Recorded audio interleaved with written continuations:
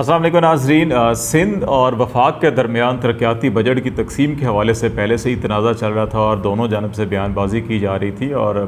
असद उमर साहब भी कराची पहुँचे और मोटरसाइकिल पे मुख्तलिफ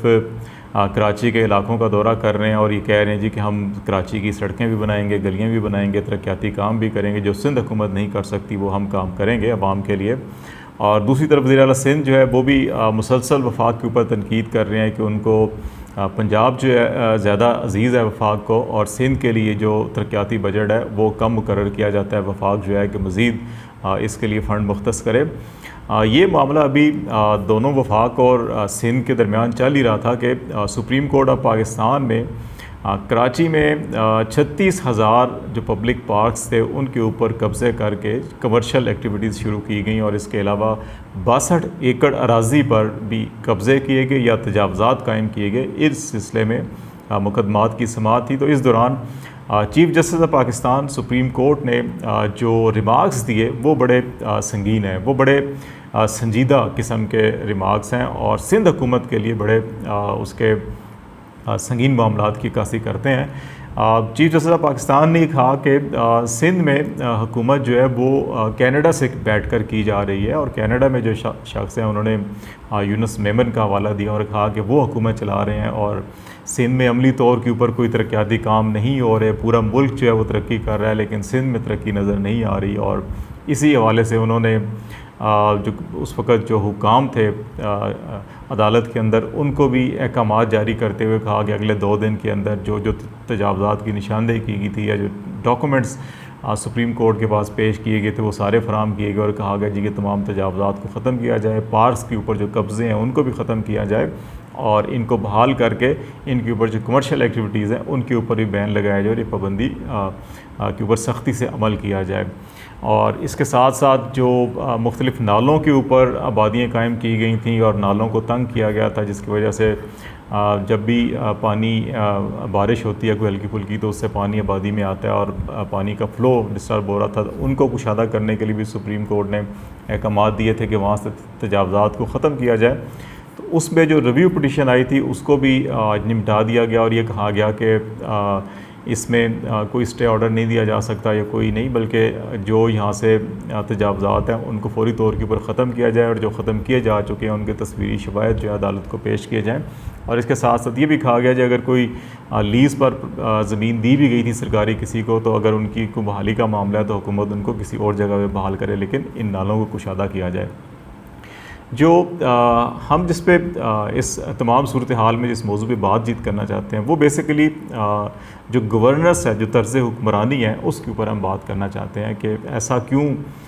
ये मामला हुआ कि सुप्रीम कोर्ट ऑफ पाकिस्तान के चीफ़ जस्टिस को ये कहना पड़ा कि सिंध हुकूमत जो है कि वो काम नहीं कर रही या सिंध में तरक्की नहीं हो रही और पूरे पाकिस्तान में तरक्की हो रही है, या उनको ये क्यों कहना पड़ा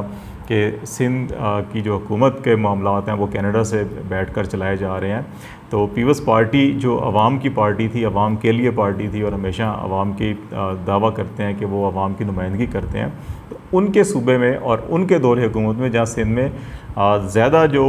वक्त है वो पीपल्स पार्टी का ही दौरे हुकूमत रहा, तो उनके बारे में अगर चीफ़ जस्टिस पाकिस्तान ये रिमार्क्स दे रहे हैं और दूसरी तरफ वज़ीर आला सिंध ख़ुद जो प्रेस कॉन्फ्रेंस में उनसे एक बड़ा सख्त और हकीकत पसंदाना जब सवाल किया गया और उस पर डेवलपमेंट के हवाले से सिंध की और कराची के हवाले से बहुत से मनसूबों की निशानदेही की गई जी कि ऐसे ऐसे काम जो हैं वो वफाक कर रहा है या वफाक मुकम्मल कर रहा है, तो सिंध हुकूमत ने कौन से ऐसे काम किए हैं काबिल ज़िक्र जो आप बयान कर सकें। तो उसके जवाब में उन्होंने माज़रत भी की और एतराफ़ भी किया सिंध हुकूमत की गलती का, और उसमें उन्होंने तमाम सियासी जमातों को या तमाम हुकूमतों को ज़िम्मेदार करार दिया और उन्होंने कहा जी कि हमें इस सिलसिले में वफाक की और आलमी सतह पर भी इमदाद चाहिए। पता नहीं आलमी सतह से क्या इमदाद उनसे मुराद है, लेकिन उनके पास एक माकूल जवाब नहीं था कि डेवलपमेंट के लिए सिंध की पीएस पार्टी ने क्या कुछ काम किया है, सिंध की हुकूमत ने क्या काम किया। तो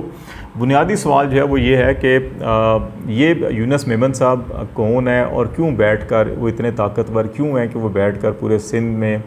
और बिलखसूस कराची हैदराबाद में जो है तमाम तकर्रियाँ तबादले उनकी सिफारिश पर होते हैं तमाम जो अलॉटमेंट्स हैं, जो लीज़ हैं, जो ज़मीनों पर कब्ज़े हैं, जो खाली किए जाने हो या कब्ज़े किए जाने हो, जो कमर्शियल एक्टिविटीज़ की जानी हो, तो उस सारों के कंट्रोल जो है वो यूनुस मेमन के पास है। तो इतना बाअसर शख्स वो क्यों है? तो इसका बुनियादी सा एक सादा सा जवाब यही है कि जो कराची में या सिंध में साहिब इक़्तिदार तबक़ात हैं या हलके हैं, उनसे यकीनन उनके बहुत अच्छे मरासम होंगे और वो अकेले सब कुछ ये नहीं कर रहे होंगे। उनके साथ वो तमाम अनासर जो हुकूमत में या इक़्तिदार की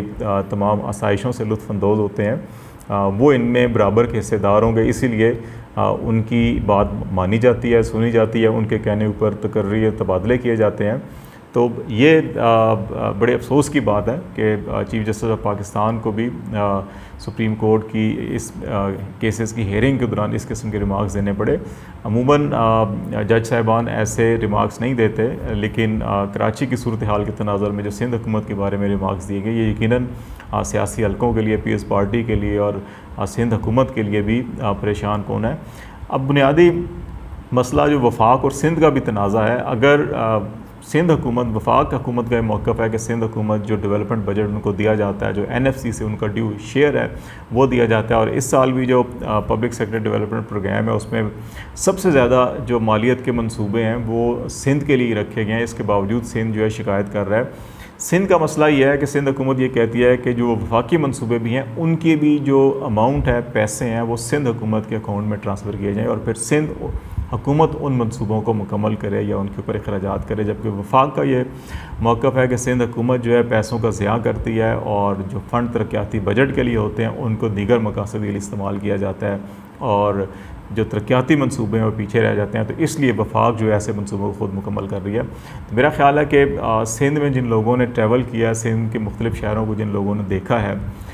तो यकीनन ये एक बहुत बड़ा सवालिया निशान है कि जो NFC का जो शेयर है और इवन जो डेवलपमेंट प्रोजेक्ट के अंदर भी जो मंसूबे सिंध के लिए रखे जाते हैं, तो उसके जो हकीकी सम्राट वो सिंध के अंदर नज़र नहीं आते। तो ये इतना बड़ा सवालिया निशान है सिंध हुकूमत की कारकर्दगी के ऊपर कि चूँकि जिस तरह पाकिस्तान के रिमार्क्स भी सामने आए हैं, तो सिंध हुकूमत को सियासी या नस्ली या लिसानी या सूबाई तासुब की बुनियाद के ऊपर कोई शोर शराबा करने की बजाय मेरा ख़्याल है कि उनको अपनी तर्ज़ हुक्मरानी पर नज़रसानी करनी चाहिए और ख़ास तौर के ऊपर जो बराह रास्त आवाम की फ़लाह बहबूद के मंसूबे हैं, समाजी सेक्टर है, सेहत है, तालीम है, निकासी आब है, फ़राहमी आब है। और अब आए रोज़ जो है कि मीडिया के अंदर ख़बरें देखते हैं जी कि लाड़काना में या फ़लाँ शहर में या फ़लाँ शहर में आवारा कुत्तों के काटने से इतने बच्चे या इतने लोग ज़ख्मी हो गए। इसके ऊपर भी अदलिया में बड़े संजीदा किस्म के नोटिस लिए गए और बड़ी सख्त रिमार्क्स दिए गए सियासतदानों के बारे में भी, ज़िले इंतज़ामिया के बारे में भी, लेकिन अभी तक उस किस्म की ख़बरें मुसलसल आ रही हैं। तो अगर जो है सियासत सिर्फ जो है कि वो तासुब के ऊपर या किसी सूबाई तासुब के ऊपर या ज़बान के तासुब के ऊपर या किसी कौमियत के तासुब के ऊपर करी जानी है, तो ये यकीनन उन सियासी जमातों के लिए भी और मुल्क के लिए भी नुकसानदेह है। तो रैदर दैन कि हमें तासुब की सियासत करने की बजाय हमें उन इशूज़ के ऊपर फोकस करना चाहिए। आवाम के मसाइल हैं, आवाम को तालीम और सेहत की सहूलतें फ़राहम की जाएँ, उन्हें एक अच्छा इंफ्रास्ट्रक्चर डेवलपमेंट के मंसूबे लाए जाएँ, सड़कों की जो जाल बिछाए जाएँ, देहात से शहरों तक रसाई, और जो इसी तरह जो ज़रूरी तरक्की के हवाले से जो मंडियों से खेत से मंडियों तक जो रसाई होती है और तरसील होती है वो आसान हो। तो इससे आवाम खुशहाल होंगे और आवाम ख़ुद ब खुद उस सियासी जमात के साथ मुंसलिक हो जाएंगे, उसके साथ उसकी हमदर्दियाँ और उससे जो ताल्लुक़ है वो ज़्यादा मजबूत हो जाएगा जो उनके लिए काम कर रही है। रेदर दैन कि हम सूबाई कार्ड इस्तेमाल करें या कोई नस्ली कार्ड इस्तेमाल करें या लिसानी कार्ड इस्तेमाल करें, तो हमें इस किस्म की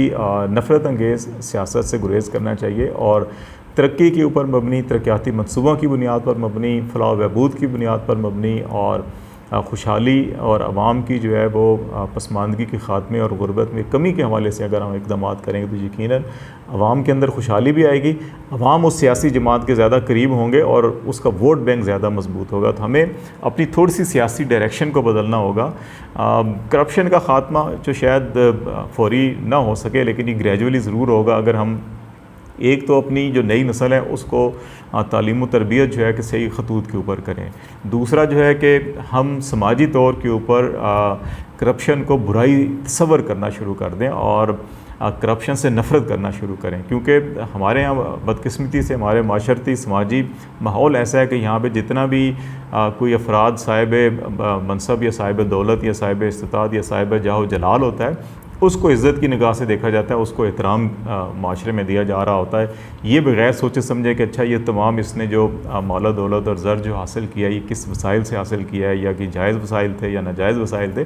तो अगर हम इस किस्म की माशरे की तश्कील कर सकें जहाँ करप्शन से नफ़रत की जाए, जहाँ पे तरबियत और तालीम जो है वो अच्छी हो, अखलाकी इक़दार जो है ज़्यादा मजबूत हो, कानून का एहतराम हो, तो फिर मेरा ख़्याल है कि हम तरक्की की तरफ बढ़ेंगे और आवाम ख़ुद ब खुद उन सियासी जमातों के साथ जुड़ जाएंगे जो तरक्की की बात करते हैं। लेकिन अगर हमने तआस्सुब की सियासत की, करप्शन को भी फ़रोग़ दिया और ये कहा जी कि फ़लाँ ने किया उसको क्यों नहीं पकड़ा जाता, हमसे क्यों पूछा जा रहा है, तो ये उज़्र गुनाह बदतर उस गुनाह की बात होती है। तो इससे हमें मेरा ख़्याल है गुरेज़ करना चाहिए। अगर इससे हम गुरेज़ नहीं करेंगे तो पीपल्स पार्टी का वोट बैंक 70 की दहाई से लेकर अब तक जो है कि हमेशा 70 लाख के करीब रहा है। Peoples party vote bank, Pakistan की आबादी जो है कि 1970 में कुछ थी और अब जो है कि उससे कई गुना ज़्यादा हो चुकी है, लेकिन पीपल्स पार्टी का वोट बैंक जो है अभी भी 70 लाख के करीब है। सिर्फ 2 दफ़ा 1 करोड़ से ज़्यादा हुआ था, जब एक दफ़ा भुट्टो साहब ने तहरीक की क़यादत में पीपल्स पार्टी ने इलेक्शन लड़ा था, और लेकिन वो 70 का इलेक्शन भी जो है कि उसके ऊपर धांधली के बेशुमार इल्ज़ामात लगाए गए थे। और या फिर जब मोहतरमा बेनज़ीर भुट्टो शहीद हुई थी तो उसके बाद जो हमदर्दी का वोट भी पीएस पार्टी को मिला था, तो उस वक़्त 1 करोड़ से अबव वोट गया था। तो इसलिए पीएस पार्टी को मेरा ख़्याल है सिर्फ तआस्सुब की बुनियाद के ऊपर या सुबायत की बुनियाद के ऊपर सियासत करने की बजाय अगर वो तरक्याती मंसूबों की बुनियाद के ऊपर, खुशहाली की बुनियाद के ऊपर सियासत करते तो उनका वोट बैंक भी बढ़ता और अवाम भी उनके साथ होते और इस किस्म के रिमार्क्स जो है कि आला अदलिया एक तरफ से ना होते। तो अभी भी कोई मुज़ायका नहीं है कि अगर इस्लाह की जा सके और अपनी जो सियासत का रुख है वो नफ़रत से निकाल कर तरक्की की तरफ ला जाए, तो कोई वजह नहीं कि पीपल्स पार्टी दोबारा मकबूलियत भी हासिल कर सकती है और वहाँ के अवाम भी उससे मुतमिन हों और सूबे की भी और कराची की भी तरक्की हो और मसाइल जो हैं बुनियादी अवाम के हल हों।